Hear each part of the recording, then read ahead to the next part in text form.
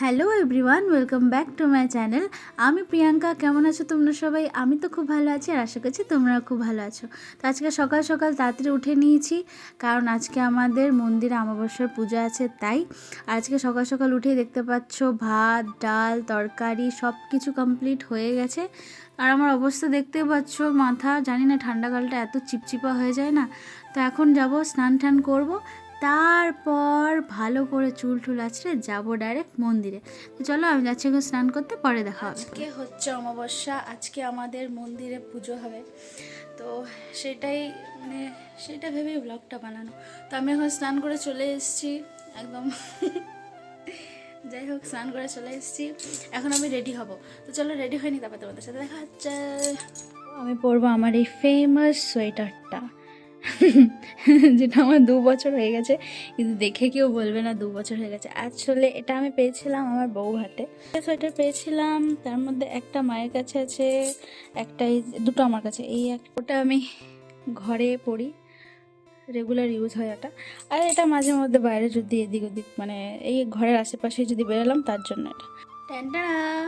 তো ফাইনালি আমি রেডি হয়ে নিয়েছি, আর আমি পরেছি এই ফ্রকটা।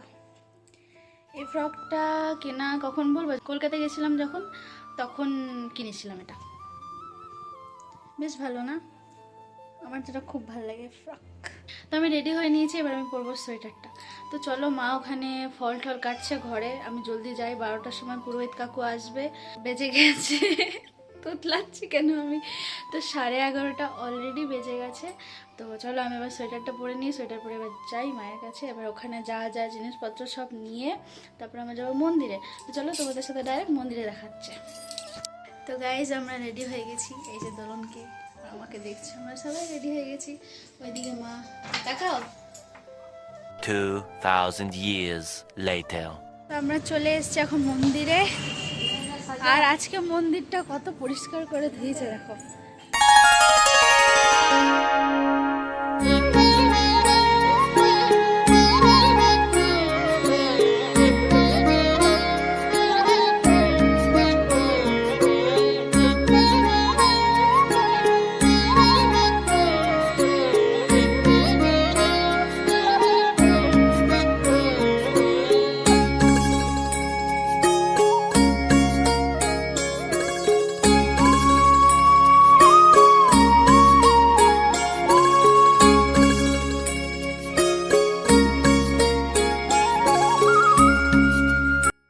ক্যামেরাতে আসার জন্য পাগল হয়ে থাকে, সব সময় খালি ক্যামেরাতে আসতে হবে। হ্যাঁ,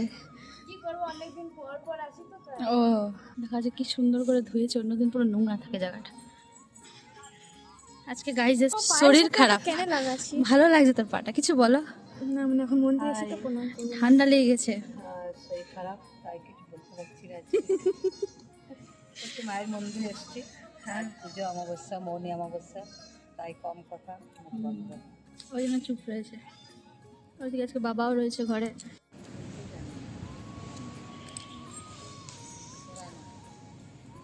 ভালো আসছে, বল তোর মন্দির এসে কেমন লাগছে? খুব ভালো, দাঁত কেলাতে আরো ভালো। এই জায়গাটাতে আমাদের প্রোগ্রাম হয় কালী পুজোর টাইমটাতে, আর এখানে সবাই বসে থাকে, আর এই দিকটাতে প্রোগ্রাম হয়। আসছে বছর আবার হবে। এখনো আসেনি পুরোহিত কাকু, ওই জন্য আমরা বাইরে দাঁড়িয়ে রয়েছি। না, বাড়িতে না, আমি আজকে সকাল থেকে উল্টো পাল্টা বকছি। হবে যে লম্বা হবে গাইস, কে জানে। জানো, হয়ে যেত 2 বছরে। দেখো কত চুল উঠছে আমার। আমারও গাইজ, আমারও চুল আর লম্বা হচ্ছে না। আমার 2 বছরের মধ্যে আমি একবার চুল কেটে দিয়েছি, ওই জন্য আমার চুলটা ইলেক করছে। আমি তো প্রতি মাসে কেটে দিই গাইজ, নাহলে লম্বা হয়ে যেত এতদিনে। দেখ, আজকে আমি মোটা করে সিঁদুর পরেছি, তাই নাকি? আর দেখো আজকে নখ পালিশ লাগিয়েছি আমি, 2টো কালারে। এই হাতেও আছে। বাবা গো, কি ঠান্ডা! ভালো মেয়ে ওঠে, দেখছিস, নাম করছি তোর আমি। করবি না, আমি ভালো মেয়ে।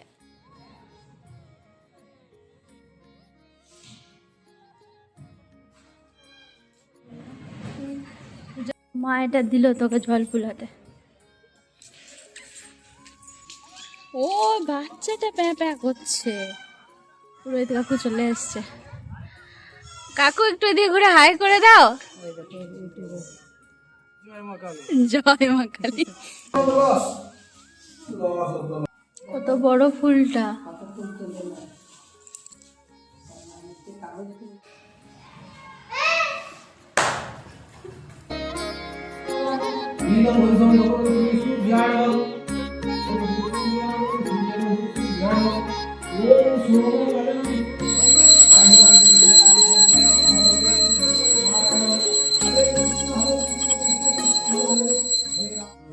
আমাদের পুজো হয়ে গেছে, এখন পুরোহিত কাকু সংকল্প করছে সবার নামে।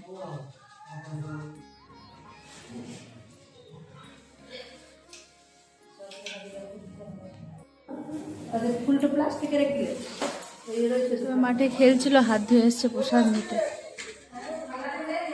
ও মা, মা কাকু কি বলছে?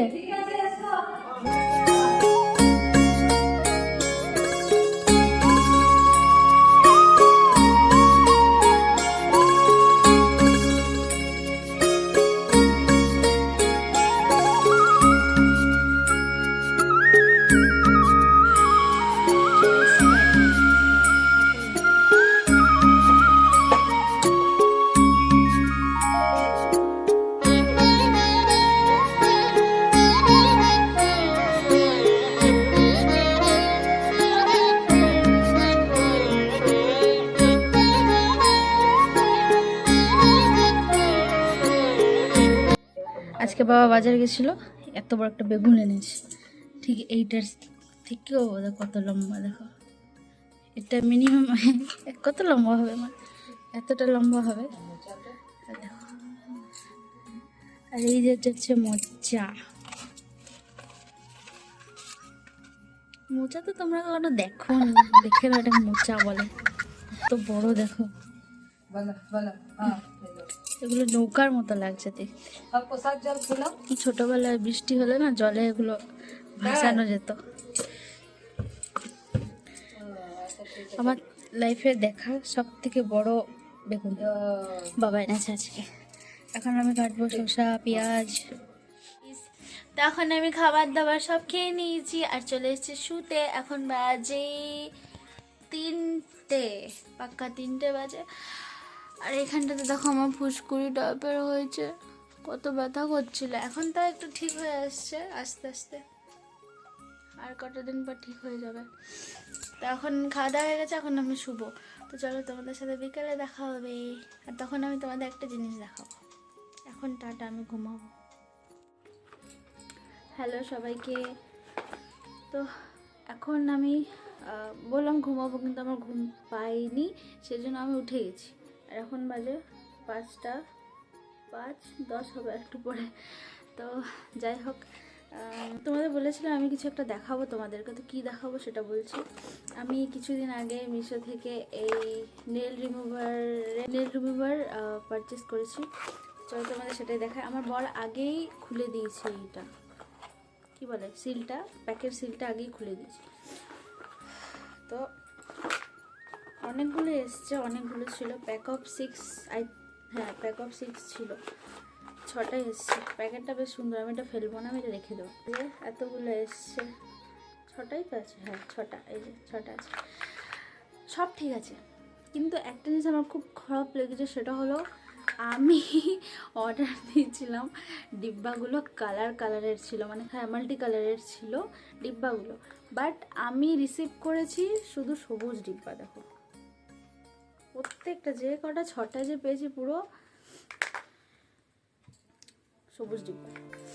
তো আমি এটা খুলেছি, খুলে ইউজ করে তারপর তোমাদেরকে দেখাচ্ছি। আমি ইউজ করেছি, ইউজ করার পর যা ফল পেয়েছি সেটা হলো খুবই ভালো ফল। এ দেখো আঙ্গুর ফল। যাই হোক, এই কেমন হয়ে গেছে এটা। আসলে না আমার কাছে স্ট্যান্ড নাই গাইজ, বুঝলে তো, আর খুব ফুলা লাগছে, জানি না কেন। ও আরেকটা কথা, আজ দেখো দুচুটি বেঁধেছি, একটু আগে বাঁধলাম, কেমন লাগছে দেখতে, ডুটি বেঁধেছি, যাই হোক ওটা বাদ দাও, ওগুলো ইগনোর করো। চলো এবার তোমাদের সামনে আমি দেখাই ট্রাই করে, আমি ট্রাই করেছি নিজে। চলো আমি তোমাদেরকে দেখাই জিনিসটা। এই যে আমার হাতে দেখছো নেল আছে, মানে সরি হাতে তো নেল থাকবে, যাই হোক একটাই দেখাবো। হ্যাঁ, আমি নেল পলিশটাকে রিমুভ করেছি, করার পর আমি নেল পলিশ লাগিয়েছিলাম 2 হাতে। তো এই জল ঘাটাঘাটি টুকটাক কাজ করতে করতে নোক পলিশের কি বলবো, নোকে নোক পলিশ উড়ে গেছে। এটা তো মোটামুটি আছে, এই দেখো চলে গেল। প্রোডাক্টটা বেশ ভালো, এটা এসেছিলো কালকে আর এইটা এসছে আজকে। তো আমি এই যে আগেই প্যাকেট থেকে বার করে রেখে দিয়েছি। তা আমি এটা আমার বাপের বাড়িতে মা মনসার মূর্তি আছে, মানে রিসেন্টলি মানে আমার মা ওরা মা মনসাকে মানছে আর কি। তো ওটার অনেক বড় একটা গল্প আছে, তোমাদের পরে বলবো। আমার শরীরটা একটু খারাপ ছিল, মানে খুবই খারাপ যাচ্ছিলো, এই জন্য আমি মা মনসার কাছে সেদিনটা উপোস করে, যেদিনকে মা মনসাকে আমাদের বাড়িতে মানে আমার বাপের বাড়িতে স্থাপন করা হয়, সেই টাইমটাতে আমি ওখানেই ছিলাম। তো তখন আমি মা মনসার কাছে উপোস করে মানে প্রার্থনা করেছিলাম, মানে আমার শরীরটা তো অত খারাপ ছিল, যাতে ওটা ঠিক হয়ে যায়, সেজন্য আমি মায়ের কাছে একটা আবদারি করেছিলাম, যদি তিনি সেটা ঠিক করে দেয় তাহলে আমি তাকে কিছু ভালোবেসে দেবো। এবার দেখো আমি দেওয়ার কে, যার জিনিস কি বলবো, মানে এটা তার প্রাপ্য ছিল, সে তাই নিচ্ছে না আমার কাছ থেকে। তো সেটা হলো, অত কিছু বলবো না, সেটা হলো এই যে চাদরটা। এখন এমনিতেই ঠান্ডাকাল চলছে, তো সেই জন্য আমি ভাবলাম যে এই চাদরটা আমি মা মনসাকে দেব। দেখো খুব সুন্দর চাদরটা, আমি খুলে দেখেছি, আসলো আজকে আমি খুলে দেখলাম। এই যে পুরোটাতে খুব সুন্দর কাজ আছে, খুবই সুন্দর, মানে গায়ে নিলে সবাইকে, শুধু মাকে বলে না, মা মনসাকে বলে না, সবাইকেই গায়ে নিলে বেশ সুন্দর লাগবে। জানো তো প্রথমে অর্ডার করার পর না, মানে কালকে আসার কথা ছিল কিন্তু জিনিসটা ডেলিভারি ফেলড হয়ে গেছে। হ্যাঁ, তো সেই জন্য জিনিসটা আজকে এলো। আমার বর মিশোতে ফোন করে বললো যে ডেলিভারি কালকে করার কথা ছিল, আজ একটা দিন এক্সট্রা হয়ে গেল, এখনও কেন এলো না। তখন ওরা বললো ঠিক আছে স্যার আমরা দেখছি। যাই হোক, তো এই যে জিনিসটা আমি পেয়ে গেছি, আর আমার এটা খুব ভালো লেগেছে, খুব। দেখো পুরোটাতে কি সুন্দর কাজ করা, দেখো না, আমার খুব ভালো লেগেছে। আমি আরেকটা জিনিস সত্যি কথা জানো তো, আমি যে বলছি না যে আমি দিচ্ছি মাকে, এটা ভুল কথা। আমি দেওয়ার কে, সে আমাকে দিচ্ছে, আমি তাই তাকে দিতে পারছি, তাই না? মানে আমার কাছ থেকে এটা হয়তো মা মনসার নেওয়ার ছিল, সেই জন্য উনি নিচ্ছেন এটা আমার কাছ থেকে। তো প্রথমে যখন কালকে আসার কথা ছিল, কালকে যখন এলো না, তখন আমার মনটা খুব খারাপ হয়ে গেল। আমি ভাবছিলাম যে আমি তো মনে কোনো দ্বিধা নিয়ে জিনিসটাকে অর্ডার করিনি, ভগবানকে দেবো, সেটা নিয়ে দ্বিধা করে তো কোনো লাভ নেই, তাই না? তো আমি সেজন্য খোলা মনে এটা অর্ডার করেছিলাম মায়ের জন্য। তো দেখলাম যে কালকে যখন আসলো না, আমার মনটা খুব খারাপ হয়ে গেল। তারপর আজকে যখন এলো, আমি খুব খুব খুব খুশি। এখন আমি এটা নিয়ে যাবো ওই ঘরে মাকে দেখাতে, মানে আমার শাশুড়ি মাকে দেখাতে। তারপর একদিন বাপের বাড়ি যাবো, গিয়ে মা মনসাকে এটা পরিয়ে দেবো, সেদিন তোমাদের ভিডিও করে দেখাবো, ঠিক আছে? তো চলো আমি এখন ওই ঘরে যাই, ওই ঘরে যাবো, গিয়ে চা খাবো, পরে ভিডিওটা একটু পরে এডিট করবো, ওই ঘর থেকে আসবো, মায়ের সাথে রুটি করে। আজকে সেরকম ঘরে হয়তো কাজ নেই, যেহেতু এখানে একটা পাশে বাচ্চা আছে, দরজাটা দেখে ঠক ঠক ঠক ঠক করে, এখনও করছে।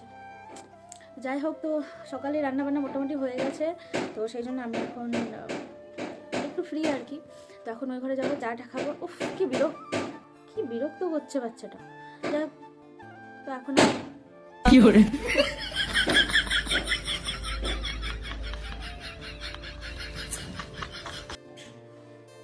বাচ্চা, তাই নাহলে সত্যি বলছি তেঁদরামি বাচ্চা আমার একদম পছন্দ না। যে বাচ্চাগুলো সহজে কথা শোনে তাদের আমার খুব ভালো লাগে, আর যেগুলো বেশি তেঁদরামিগিরি করে না, মানে কানের তলে দু চড় লাগিয়ে দিতে টেনে একদম। আমি ওই ঘরে যাবো, চাটা খাবো, খেয়ে নিয়ে তারপর মায়ের সাথে রুটি করে দেবো। রুটি করে নিয়ে আমি এই ঘরে আসবো রেয়াজ করতে। অনেকদিন রেয়াজ হয়নি, কারণ আমার গালে এখানটা দেখো একটা ফুসকুড়ি মতো হয়েছে, ওইটা অনেক দিন প্রথম খুব ব্যথা করছিল। তারপর এখন আস্তে আস্তে জিনিসটা ফেটে গিয়ে আমি আজকে পরিষ্কার করলাম। তো এখানে আমি বোরোলিন দিয়েছি, আস্তে আস্তে হয়তো ঠিক হবে জিনিসটা, ঠাকুরের দয়ায় ঠিক হয়ে যাক সব কিছু। আর তো সেই জন্য মানে এই ব্যথার কারণে আমার একটুও প্র্যাকটিস হয়নি।